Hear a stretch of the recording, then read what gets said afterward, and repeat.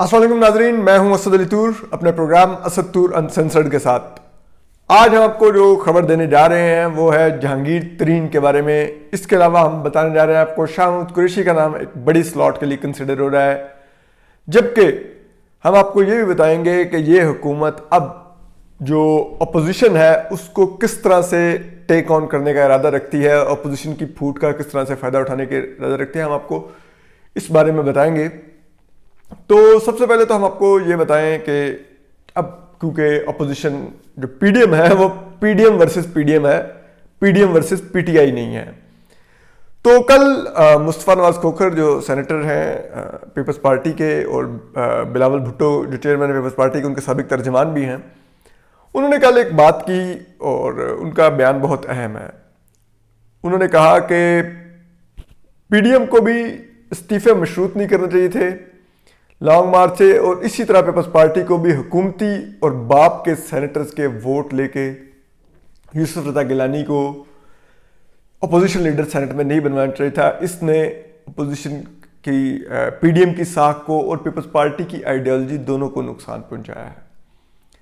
हम आपको ये भी आज बता दें कि ये मुस्तफ़ा नवाज खोखर ही थे जिनका ये आइडिया था, हालांकि इसका क्रेडिट साबिक राशिद जरदारी को दे दिया गया, लेकिन ये मुस्तफ़ा नवाज खोखर थे जिनका आइडिया था कि इस्लामाबाद से हफीज़ शेख के मुकाबले में यूसुफ रज़ा गिलानी का मुकाबला करवा के इलेक्शन लड़वा के सेनेटर मुंतखब करवाया जाए और ये सारी गेम बिछाई जाए।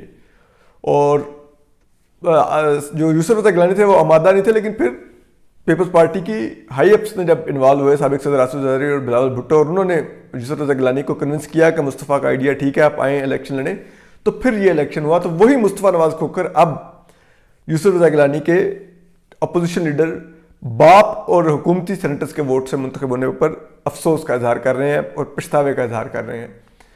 तो ये तो अब एक ऐसी सूरत हाल है जो अब पीपल्स पार्टी को भी सोचना चाहिए कि वो किस तरफ लेगी है मामला।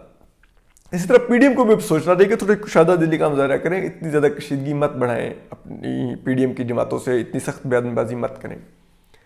तो ये अब इस तमाम सूरत हाल को देखते हुए जब एक तरफ ये सब कुछ हो रहा है, अब हुकूमत ने एक फैसला किया है कि पीडीएम इस टाइम तकसीम हो गया। अगर आप देखें पिछले कुछ अरसे में जो पीडीएम थी वो उसके प्रेशर की वजह से ना तो नैब केसेस अब वैसे चल रहे थे, ना कुछ और इदारे उस तरह से एक्टिव हो रहे थे, सब बैकफुट पे थे और वो पीडीएम को बड़ा क्लोज थे क्योंकि तमाम जमातें मुतहद थी। अब फिर तकसीम हुई है तो फिर हुकूमत ने वार करने का फैसला किया और उसमें जो है कि हुकूमत सबसे पहले इस्लामाबाद हाई कोर्ट चली गई और मियां नवाज शरीफ के खिलाफ जो तीनों रेफरेंसेज हैं, एवनफील्ड, अल अजीजिया और फ्लैगशिप, उसमें हुकूमत ने अर्ली हेयरिंग की एप्लीकेशन फाइल की है कि इस्लामाबाद हाई कोर्ट को कि आप जल्दी उनकी नज़रसानी की अपीलों की समाअत शुरू करें। और बात सिर्फ यहाँ तक नहीं है, हुकूमत ने अब ये फैसला किया है कि हुकूमत सबक सिखाएगी उन तमाम एलिमेंट्स को जो पीपल्स पार्टी के उस फार्मूले का हिस्सा थे जो पंजाब में चेंज लाना चाहते थे, जिन्होंने इस्लामाबाद में किरदार अदा किया यूसुफ रज़ा गिलानी की कामयाबी में। और वो एलिमेंट कौन है वो भी हम आपको बताते हैं। वो एलिमेंट है जहांगीर तरीन। पहले तो हम बताते हैं जहांगीर तरीन के साथ के पर केसेस क्या हैं, फिर हम बताते हैं कि जहांगीर तरीन के साथ कुछ बड़ा होने जा रहा है, वो भी हम आपको बताते हैं। तो जहांगीर तरीन के खिलाफ शुगर इंक्वायरी रिपोर्ट आई, उसमें जो इमरान खान और जहांगीर तरीन थे उनमें फासले पैदा हो गए। इमरान खान ने उनको साइडलाइन कर दिया, जहांगीर तरीन बैरून मुल्क चले गए, वापस आए, तो केसेस डेड रहे, उनके खिलाफ इंक्वायरी नहीं आगे बढ़ी। हालांकि एफआईए ने वो लोग भी पकड़ लिए जो शुगर माफिया में जो सट्टा खेलते थे, जो कीमतें बढ़ाते थे मसनूई तौर पर, और उसमें कहते हैं कि वो तमाम नेटवर्क जो था, जो व्हाट्सएप ग्रुप उन्होंने पकड़ा, वो जहांगीर तरीन की जो JWD शुगर मिल्स थी वो चला रही थी, जिसके अंदर बाकी सारे खुसरो बख्तियार की शुगर मिल्स थी, कहा जाता है मोइन नज़र मियाँ साहब की शुगर मिल्स थी, शरीफ ख़ानदान की यानी कि, और जो दूसरी भी शुगर मिल्स थी पाकिस्तान की वो उसमें इन्वॉल्व थी। तकरीबन 81 के करीब शुगर मिल्स का नाम आता है, लेकिन कोई कार्रवाई नहीं हुई, जहांगीर तरीन को किसी ने हाथ नहीं लगाया, सब मामला यूं ही चलते रहे, केसेस डेड रहे। एक FIR दर्ज हुई लेकिन उस पर भी कोई गिरफ्तारी नहीं हुई, हालांकि 15 दिन में आपने गिरफ्तारी करनी होती है और चालान जमा करवाना होता है FIA के रूल्स के मुताबिक, कवानीन के मुताबिक, लेकिन 4 महीने तक ना तो चालान जमा हुआ, ना गिरफ्तारी हुई, ना बात इंक्वायरी से आगे बढ़ी। 6 नोटिस उन्होंने भेजे जहांगीर तरीन को। जहांगीर तरीन एक नोटिस पर भी नहीं पेश हुए, लेकिन फिर भी गिरफ्तारी नहीं हुई। लेकिन अब एक और FIR भी कटी है FIA ने। अब शुगर के उस सट्टे के अलावा शुगर में भी इनके ऊपर FBI में कार्रवाई कर रही है कि आपने अरबों रुपए का टैक्स की जिसे कहते हैं छुपाया और चोरी की है जहांगीर तरीन की शुगर मिल्स ने। जबकि अब FIA एक और जो FIR उन्होंने काटी है जहांगीर तरीन पर और उनके बेटे अली तरीन पर, वो है मनी लॉन्ड्रिंग की, जिसके मुताबिक इन्होंने एक डेड कंपनी में इन्होंने इन्वेस्टमेंट शो की, इनके दामाद की जो थी, और उसमें इन्होंने इन्वेस्टमेंट शो करके दरअसल उस पैसे को साइफन ऑफ करके मनी लॉन्ड्र किया। और उसी में इनके बेटे का नाम भी आ रहा है, वो भी तकरीबन 2.5-3 अरब रुपए की मनी लॉन्ड्रिंग और उसका केस है। लेकिन ये सब केसेस एकदम कैसे जिंदा हो गए, और अब हम आपको ये बताते हैं कि ये कैसे जिंदा हो गए। और सबसे पहले आपको बताते हैं कि जहांगीर तरीन के बारे में सबसे बड़ी जो बात है वो ये है कि इस महीने जहांगीर तरीन गिरफ्तार हो जाएंगे। और जहां तक बात रहेगी कि ये केसेस जिंदा क्यों है और अब ये गिरफ्तारी क्यों हो रही है, कल शेख रशीद साहब ने बताया भी मुनीफ फारूक के प्रोग्राम में कि जहांगीर तरीन और हुकूमत में बहुत फासले पैदा हो गए हैं और जहांगीर तरीन का जहाज़ अब कागज़ वाला जहाज़ रह गया जिसको बच्चे उड़ाते हैं, यानी कि अब उस जहाज़ की भी कोई वैल्यू नहीं। इसके अलावा उन्होंने ये भी कहा कि जहांगीर तरीन के केसेस अब एहतसाब के जो मुशीर हैं शहजाद अकबर वो देख रहे हैं। शहजाद अकबर और जहांगीर तरीन की टसल भी कोई छुपी हुई नहीं है, जहांगीर तरीन और आज़म खान की भी कोई टसल छुपी हुई नहीं है, इनमें सख्त कशीदा ताल्लुकात है। और आज़म खान और शहजाद अकबर इमरान खान के की बंदे हैं अपोजिशन को विक्टिमाइज करने में। तो अब इनके थ्रू ये गेम अब खेली जा रही है। और जैसा कि आपको पता है कि FIA के पिछले जो DG थे बशीर मेमन, वो सीनियर सहाफ़ी मतीउल्लाह जान को एक इंटरव्यू में इंकशाफ कर चुके हैं कि इमरान खान किस तरह उनको पुश करते थे कि आप ख्वाजा आसिफ पर केस बनाए, फलां पर केस बनाए गद्दारी के, और नैब की तरह चलाना चाहते थे, लेकिन मैंने इनकार कर दिया। तो वो तो बातें अब छुपी हुई नहीं है। अब जिस तरह FIA इस्तेमाल हो रही है वो अब आपके सामने है। तो अब इन केसेस के जिंदा होने की हम वजह आपको बताते हैं। आपको पता है कि जब सेनेट के इंतखाबात का मामला आया था तो यूसुफ रज़ा गिलानी उम्मीदवार थे कौमी असम्बली से, तो एकदम से बात पता चली कि इमरान खान ने रब्ता किया है जहांगीर तरीन से, उनको कहा है कि आप हफीज़ शेख की कामयाबी को यकीनी बनाएं।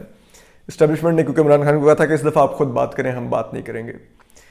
और फिर जरताज, गुलबी और मुराद सईद भी और दीगर मिनिस्टर्स भी शुरू हो गया, देखो जहांगीर तरीन आ गया, अब देखो फलान ये वो बगलें बजाने शुरू हो गए।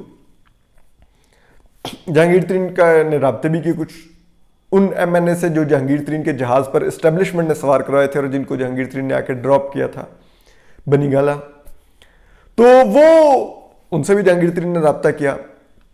लेकिन अब जो पता चला है, जो IB की जो रिपोर्ट्स हैं इमरान खान के पास, उनके मुताबिक जहांगीर तरीन ने किसी को भी नहीं इन्फ्लुएंस किया कि आप हफीज़ शेख को वोट करें। जहांगीर तरीन ने सिर्फ उनसे पूछा कि उनका क्या मूड है। उन्होंने बताया कि यार हमारे तो हल्के में हम जा नहीं सकते, इस हफीज़ शेख की वजह से इसने हमें मरवा दिया, इतनी महंगाई कर दिया, तो हम इसको वोट नहीं करते। जहांगीर तरीन ने कहा ठीक है अपनी मर्जी करें।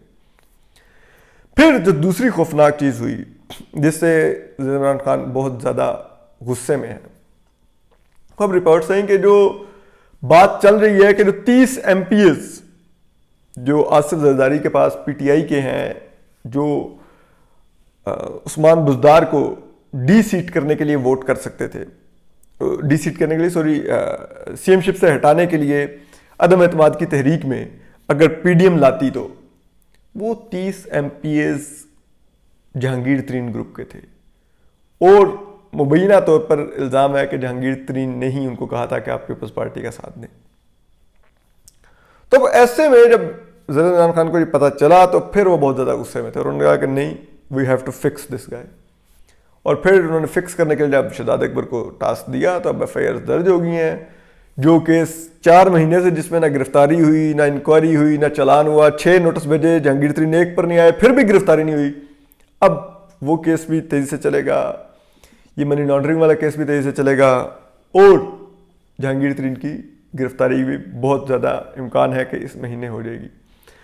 तो इसलिए अब ये एक ऐसा सिनेरियो है जिसमें वज़ीर इमरान खान अब इस सब चीज़ का फ़ायदा उठाने जा रहे हैं कि अपोजिशन इस वक्त तकसीम है और इस वक्त उनके ऊपर एक ऐसा अटैक लॉन्च करें कि सब कुछ तितर बितर हो जाए और उसके बाद आप आगे बढ़ें और अपने बजट पर फोकस करें। जबकि इसके अलावा आपको ये बता दें, कल रात हमने बताया था कि मुशीरे वो जो शौकत तरीन है उनको मुशीर ख़जाना तैनात किया जा रहा है। अब पता चला है कि इकनॉमिक एडवाइजरी कौंसिल वज़ीर इमरान खान बनाए जा रहे हैं जिसके चेयरमैन जो होंगे वो शौकत तरीन होंगे और यही असल में मईशत चलाएगी। जो हमाद अज़हर होंगे वो एक डमी फाइनेंस मिनिस्टर होंगे। इसके अलावा हम आपको जो एक और बड़ी खबर दे दें वो है शाह महमूद कुरैशी से मुतल्लिक। शाह महमूद कुरैशी पाकिस्तान के वज़ीर ख़ारजा हैं।